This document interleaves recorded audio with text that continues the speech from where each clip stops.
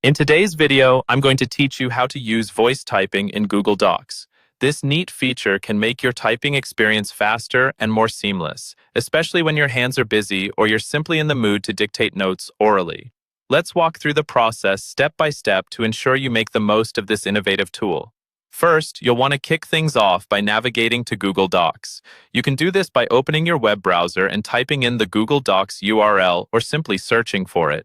Once you're there, either open an existing document that you want to work on or create a new document. Having your document set up is your starting point, and it sets the stage perfectly for the rest of the process. Next, it's time to access the voice typing feature. For this, you'll want to look up at the menu bar across the top of your screen. Click on Tools, and a drop-down menu will appear. In this list, you'll find the voice typing option. Click on it, and a microphone icon will pop up on your screen. Alternatively, if you prefer shortcuts, you can use the keyboard shortcut, Control plus Shift plus S if you're on a Windows device, or Command plus Shift plus S if you're using a Mac. Both methods will get you to the same result, so choose whichever feels more convenient for you. The first time you decide to use voice typing, your device will prompt you to grant permission for Google Docs to access your microphone. This step is essential as it allows the application to listen to your voice and convert what you say into text. Simply follow the on-screen instructions to authorize microphone access.